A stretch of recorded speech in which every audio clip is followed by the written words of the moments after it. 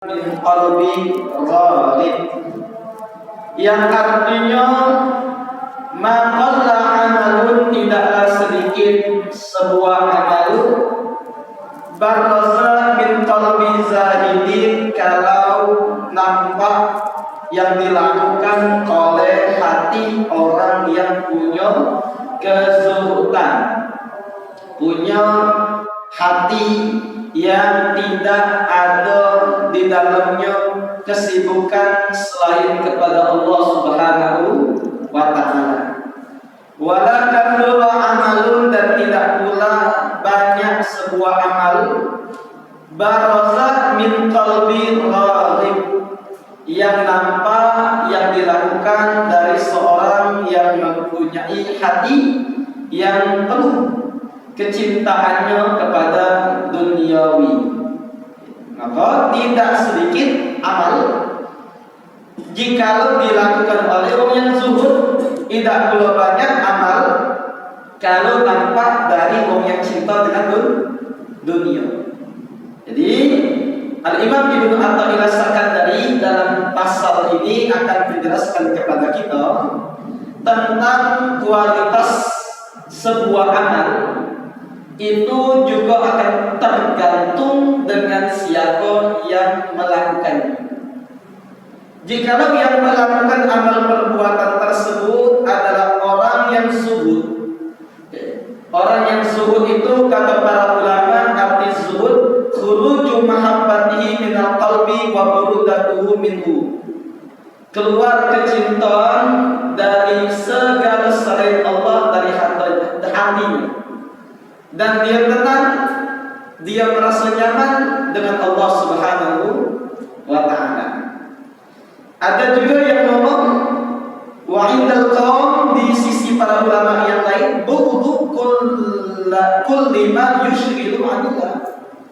Yang namanya zuhud itu, orang yang zuhud adalah orang yang membenci setiap apapun yang bisa menyibukkan dirinya dengan Allah, yang kemudian dia yang bisu an hadratillah, dia hanya terfokus kepada Allah. Nah, ini adalah zuhud. Jadi artinya orang yang zuhud bukan orang yang miskin. Orang yang zuhud bukan orang yang buntu. Jadi salah kalau ada sebagian orang menyangka bisa dia zuhud kalau dia tidak mempunyai apa-apa, kalau dia compang-camping, kalau dia tak kate duit, tak kate harta. Tidak, bukan ini dinamakan zuhud.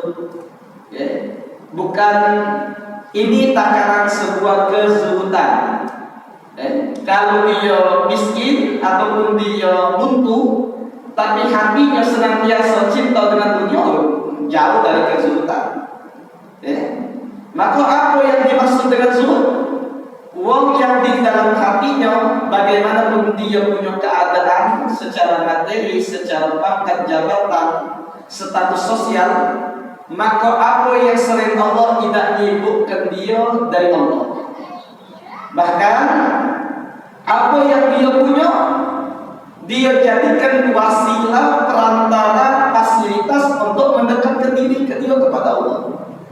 Nah, ini dinamakan dengan zuhud. Walaupun dia kaya, dia berduit, rumah dia kayak istana, atau pangkatnya tinggi, rumah dia kayak istana, misal dia seperti presiden, seperti Nabi Sulaiman alaihi salatu wassalam, ataupun dia punya harta berlimpah kayak Nabi Sulaiman, atau dia pengikut banyak seperti para nabi-nabi yang punya umat, maka apakah seluruhnya itu mentiadakan atau menafikan diri mereka dari kezuhudan? Tidak. Seluruhnya bahkan mendekatkan diri mereka kepada Allah Subhanahu wa ta'ala, dan tetap mereka di dalam lingkaran kezuhudan. Mereka tetap di dalam lingkaran kezuhudan. Jadi kita ulangi, orang yang zuhud kepada dunia, terhadap dunia, bukan wong yang miskin, bukan wong yang penampilannya compang-camping, bukan wong yang buntu, bukan itu takaran dari kezuhudan. Tapi orang dinamakan zuhud bagaimanapun keadaannya, apa yang dia miliki tidak menyibukkan dia dari Allah. Dia punya harta tidak menyibukkan dia. Harta ini dari Allah, masih tetap dia ibadah. Bahkan dengan hartanya ini juga dia infakkan di jalan Allah. Dia gunakan hartanya untuk bersedekah, berzakat. Dia gunakan hartanya mendekatkan diri kepada Allah dengan berkorban, mendekatkan diri kepada Allah dengan bangun masjid, bangun mushola, bangun panti sosial, bangun sesuatu yang bermanfaat untuk masyarakat umum. Dengan hartanya dia gunakan untuk pergi haji, pergi umroh, untuk Jumat barokah dia beli nasi, bagikan setiap hari Jumat dengan mamang-mamang tukang becak di jalan. Wong yang kesusahan dimanapun dia berada, dia ketahui, tetangga, jiran, kerabat, sahabat dia tahu, maka dia ulungi. Nah ini bukanlah wong yang dinamakan cinta dunia itu. Walaupun dia punya hak, bahkan dengan inilah bisa dinamakan dia dengan wong yang zuhud. Apa? Karena apa yang dia miliki tidak menyibukkan dia dari Allah. Nah ini, jadi takaran bisa dinamakan zuhud atau tidak. Jadi kalau para nabi itu dulunya ada seperti Nabi Sulaiman, Nabi Daud, dia memiliki kerajaan yang paling besar, yang bagi ahadin min ba'di, yang tidak ada seorang pun yang bisa mengalahkan kerajaan Nabi Sulaiman. Maka apakah dia tidak zuhud? Dia zuhud. Walaupun dia punya kerajaan yang besar, dia punya pengikut yang banyak, bukan cuma dari kalangan manusia, bahkan jin, bahkan hewan, bahkan burung, seluruh makhluk jadi pengikut dia. Atau dia juga punya pangkat yang tinggi di dunia ini, dan kemudian dia punya harta yang banyak berlimpah ruah, maka dia tetap dinamakan zuhud. Kenapa? Karena apa yang dia miliki tidak menyibukkan dari Allah. Nah, lain halnya kebalikannya. Bukan juga dinamakan wong yang zuhud karena dia itu compang-camping tadi. Maka jauh dari kezuhudan kalau ada wong miskin, wong buntu, dia compang-camping, tapi hatinya senantiasa melirik kepada dunia. Ya wa yatabba ila ma fi aidin nas. Dia senantiasa melirik kepada apa yang di tangan manusia. Kalau dia kawan tunjuk aku, kapanlah aku punya rumah, kapanlah aku punya mobil, kapanlah aku punya motor. Hatinya ini selalu dipenuhi dengan dunia. Nah ini walaupun dia buntu, tapi jauh dari dirinya kezuhudan.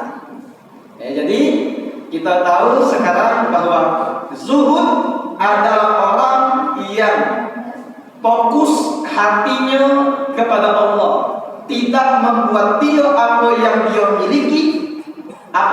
miliki tidak menjadikan dia berpaling dari Allah, kemudian condong kepada dunia. Nah dunia ini perlu kita pahami Bapak Ibu sekalian, bukan hanya harta. Jabatan itu namanya dunia, keluarga itu dunia, jatuh mobil itu dunia. Setiap apa yang dinamakan selain Allah itu namanya dunia. Itu dinamakan dunia. Maka apapun yang ada di dunia ini tidak membuat dia berpaling kepada Allah. Oh inilah orang yang zuhud. Yang kata Imam Ibnu Athaillah yang kita nak sampaikan sini, sedikit apapun amalan yang digawikan oleh mereka yang zuhud, yang punya hati fokus kepada Allah, berpaling dari dunia, walaupun apa yang ada di diri mereka, di tangan mereka, maka orang seperti ini tidak dianggap sedikit apa yang mereka lakukan, walaupun dari segi kuantitasnya sedikit. Jadi artinya 2 rakaat tahajud dari orang yang zuhud ini dianggap di sisi Allah kualitasnya besar. lebih afdal, lebih baik daripada 1000 rakaat sholat tahajud yang dilakukan oleh orang yang dekati kezuhudan. Ya. 2 rakaat lebih baik yang dilakukan oleh orang zuhud, lebih afdal daripada 1000 rakaat yang digawikan oleh orang yang tidak kati kezuhudan. Kenapa? Karena kalau dia zuhud benar-benar fokus. Ini kata para ulama. Kenapa diomongkan oleh Imam Ahmad Ibnu Athaillah, sedikit amal tidak dianggap sedikit kalau nampak dari orang yang zuhud, karena benar-benar fokus. Ketika dia sholat 2 rakaat itu sholat 2 rakaat yang tinggi kualitasnya. Karena tidak kata yang menyibukkan hatinya dari Allah, ketika dia takbir Allah Akbar sampai salam, seluruhnya penuh dengan pengagungan kepada Allah. Seluruhnya penuh dengan kecintaan dia kepada Allah. Benar nyambung dia sama Allah. Tidak dikit. Walaupun cuma 2 rakaat. Tapi walakat amalun baraza min qalbi gharib. Sekebalikannya, tidak kata yang banyak kalau amal ibadah yang nampak dari orang yang cinta kepada dunia. Arti sebanyak apapun amalan gawian yang baik dikerjakan oleh orang cinta dengan dunia, maka tidak pacak dinamakan dengan banyak. Kenapa? Karena sebanyak apapun amalan yang dia gawikan, dia gawikannya dalam keadaan lupa, dalam keadaan lalai. Baru dia makna takbir Allahu Akbar, jangan kejemuran ini sudah diangkat ke lupa dari dalam kosong. Baru takbir Allah, dikunci rumah tadi. Lagi ada masuk, ngambil mas aku bawa lipatan tadi. Allah Akbar, nggak ada balik ini. Allah kati sampai selesai sholatnya, pikirannya tidak kati fokus kepada Allah, tidak kati yang hadir. Sedangkan kata Nabi, kadar sholat kita itu biqadri ma'aqala kita, tergantung dengan kehadiran hati kita. Innama yataqabbalullahu minas sholat biqadril khudu'. Kita ini diterima dari sholat kita atau ibadah kita yang lain tergantung dengan kehadiran hati kita. Kalau kehadiran hati kita 50% itu yang diterima oleh Allah. Tapi kalau 25 ya 25 itu lah. Kalau nggak hati dari awal sampai akhir hatinya itu ke selain Allah, cuma jasadnya kayak dia yang tercancang di musola. Tidak hati pahalanya. Bahkan sholat ataupun ibadah yang semacam ini banyak mudaratnya. Banyak mudarat untuk diri dia sendiri. Diilustrasikan oleh para ulama.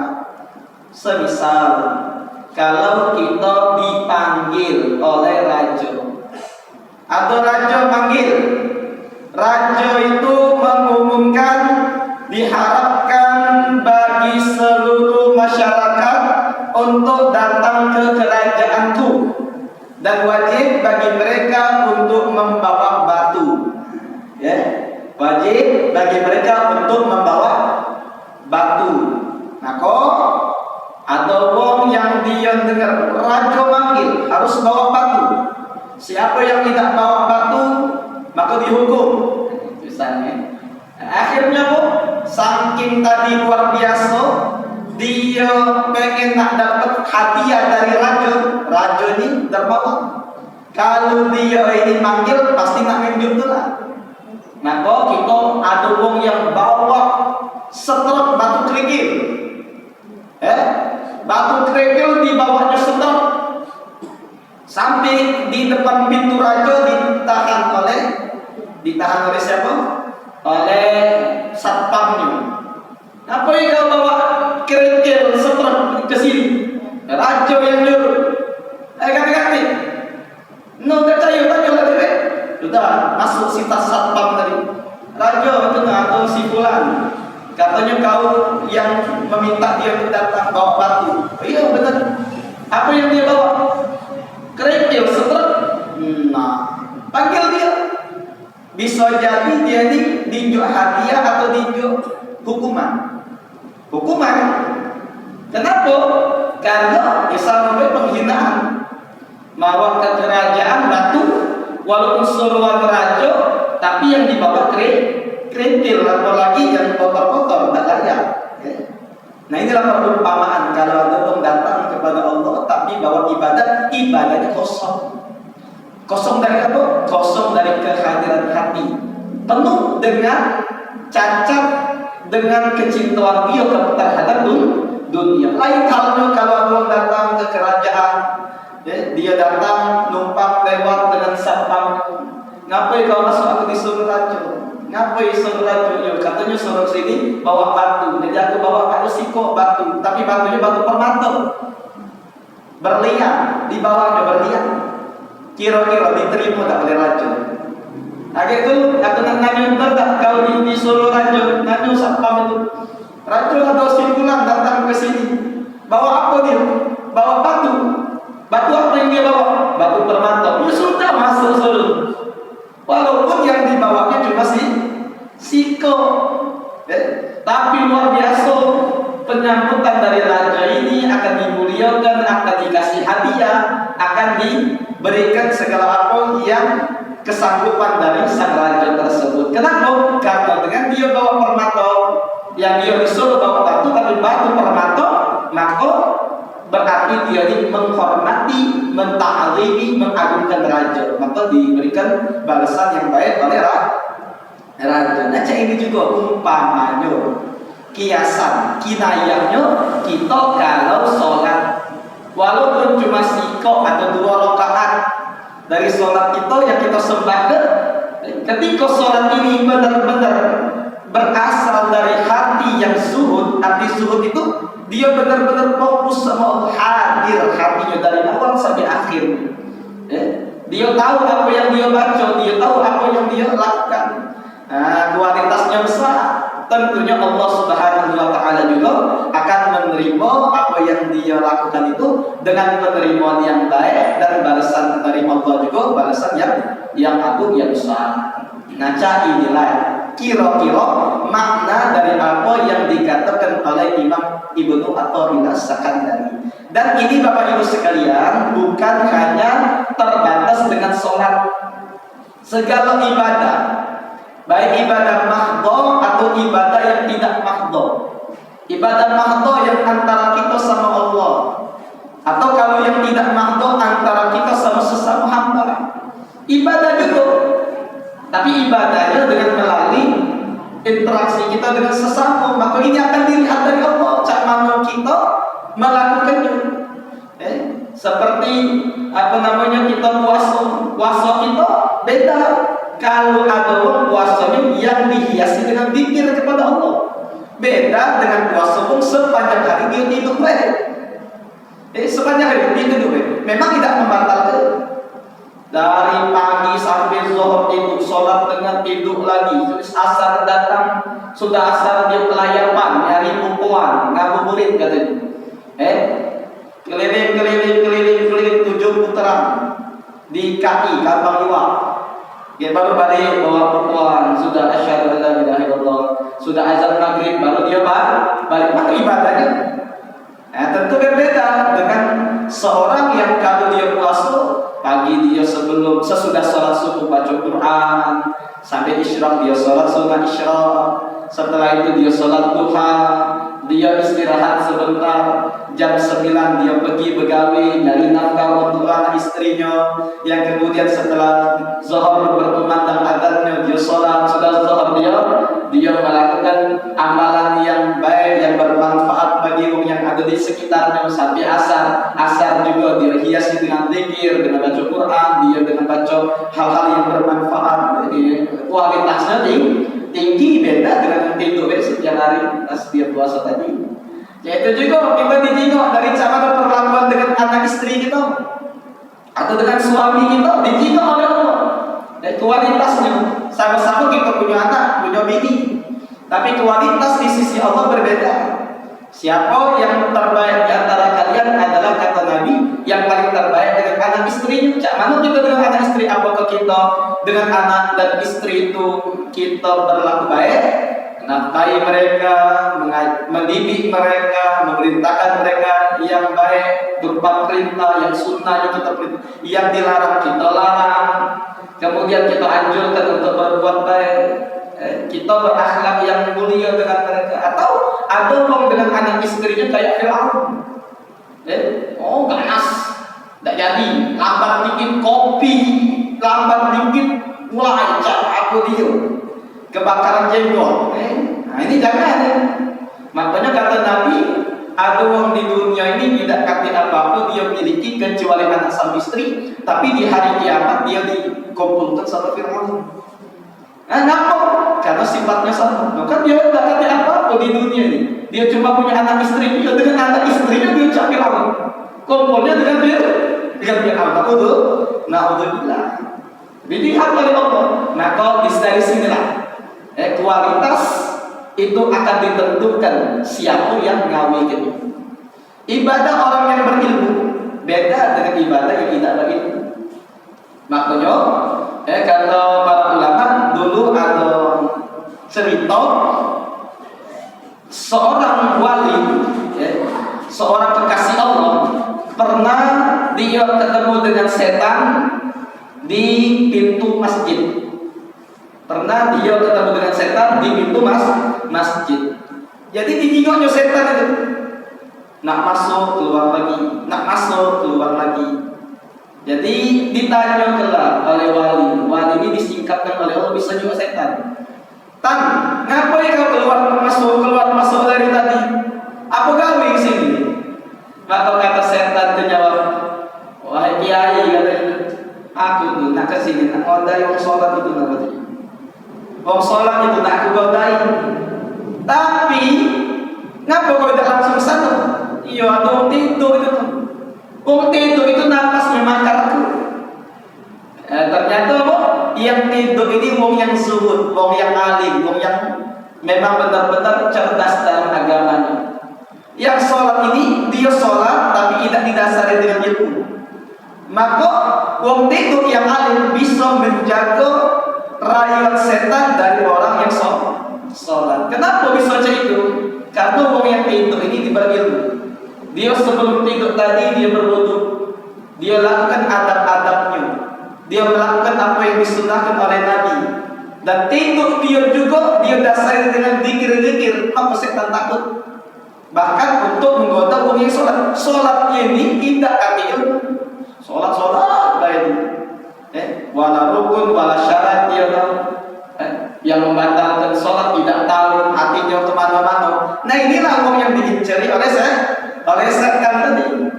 Jadi beda kualitas seorang dari cak mana dia punya hati dan cak mana dia punya pengagungan kepada Allah Subhanahu wa taala dan cinta